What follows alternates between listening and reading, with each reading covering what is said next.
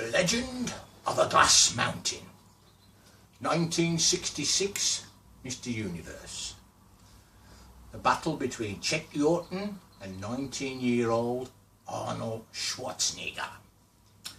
Right, now, I was actually at this Mr. Universe contest purely because I had qualified and was competing in the Junior Mr. Britain, which was held at the Mr. Universe contest, which Oscar Heidenstam had worked in to give the younger lads incentive to carry on with what they was doing, competing and training. Certainly gave me some encouragement, definitely. But anyway, so off I set, went to London. All the competitors stayed in the Royal Hotel in London, and the officials, in fact Oscar booked the whole of that hotel purely for this Mr. Universe contest. It was held annually and it had been run since 1948, no contest 49, but the 1948 winner, the great John Carl Grimmock, the monarch of muscledom, was there as head judge. He was 40 years old when he won his Mr. Universe title, and he's now 58 and still looks stocky and fit. Excellent, actually. So anyway, got into the Royal Hotel. I am waiting to sign in. Walked up to the queue. There's this guy standing in front of me. I'll rephrase that. There was this monster standing in front of me in a white shirt, buttoned up at the wrists, normal white shirt, gigantic, biggest thing I'd ever seen. Well, I was only 18 at the time. I don't know how old he was, but this was like the biggest thing I'd ever seen. And I later discovered that this was Arnold Schwarzenegger, who was competing in the amateur. So anyway, the judging was held on the Friday, show on the Saturday, and everybody departed on the Sunday. So Friday I was at the judging, did the Junior Britain, and then obviously was looking forward to seeing Arnold Schwarzenegger, which I didn't know that was his name at the time. Anyway, judging came out and this guy was amazing.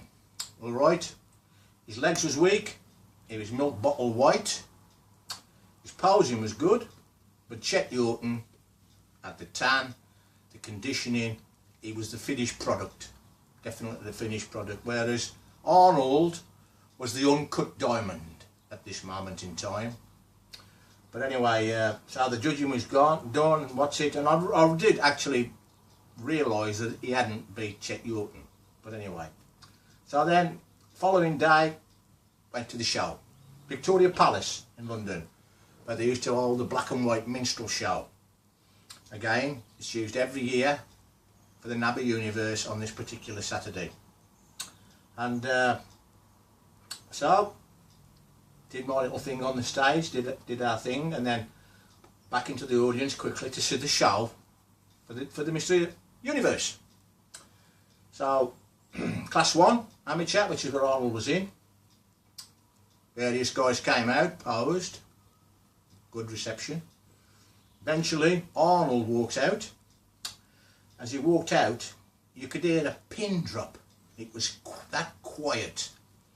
But at the time of this show, you would get a programme. Anybody that paid to get in would get a programme. 2-page, page on the left, Class 1, 2 and 3, page on the right, Professionals, Class 1 and 2. Now, what the programme did, it gave you the competitor's name, which they spelled almost Fosselfinger, which was all, nobody knew how to spell his name. And it gave height, weight and measurements. And it's got Arnold's height, 6'2½", chest 57, arm 21½, body weight 235 pounds.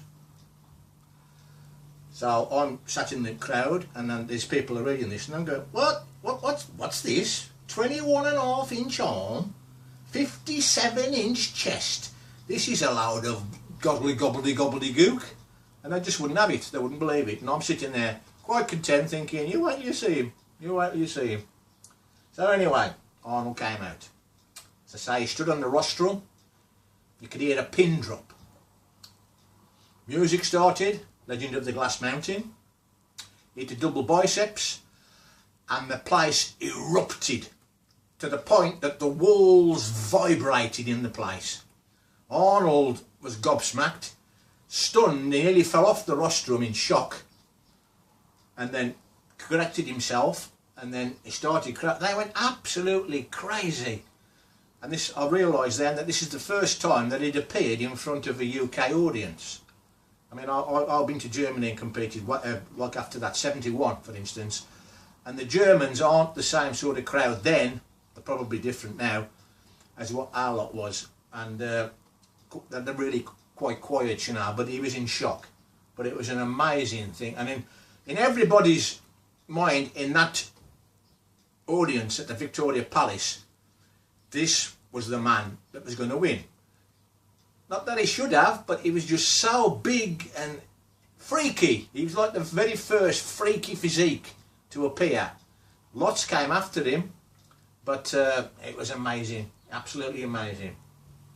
Anyway, Arnold got second, as you know, and then everybody at the night there was all the dinner after the show. Everybody would go have something to eat, and then there'd be some drinks and different things, and then after that they would actually at the show as well, there were 71 countries represented, and I believe there was 96 contestants in that 1966 Mr. Universe, which was a lot of men. Anyway, back to the show, and then what Oscar did, Oscar would then invite certain competitors that he knew were in the hall, in the hotel, to come up and pose. Arnold was one of them. And then I heard the rumours spreading through the room. Everybody was saying, this young guy's 19, but inside he's a 60-year-old man because of all the anabolic steroids that he's taken to get to this size.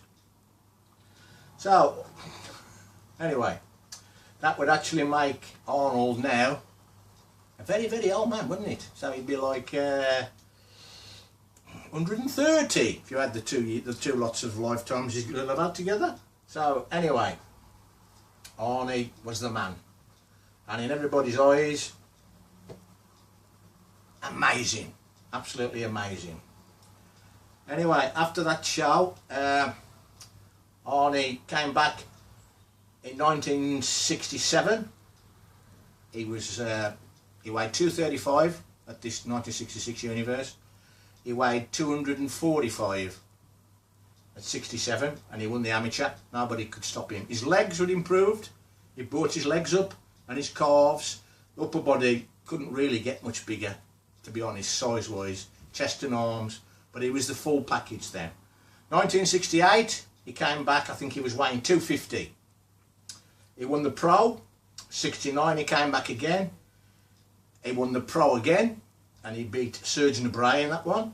1970, he came back again, even better, sharper. Each year he was improving all the time. 1970, he beat Reg Park and the great giant from America, Dave Draper, 6'6". He beat him as well. And then 71, then he moved over, as you know, to the Mr. Olympia, which he was the only contestant in that.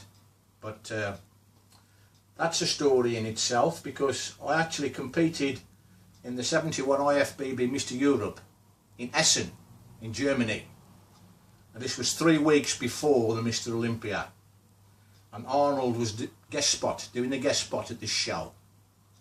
And I actually spoke to there was a guy there called Dr. Michael Wolczak from the California Nutritional Laboratories, and he was looking after Arnold. And somebody said, the Mr. Olympia's in 3 weeks. He's fat. He was, to be honest, really, really smooth. And this doctor said, well, that's okay, because he starts his shots in next week, and then he'll be fine. Well, that was my absolute crap American accent, but as we know, as you know, this is the only way. Anyway, that's another story though, but he did turn up at the 71 Mr. Olympia looking really good, but he did lose some muscle due to the process that they used to take all this extra weight off him. So anyway, that's really it for now. Let's have a look. Yeah. So all I've got to say, thank you very much, and I'll see you soon.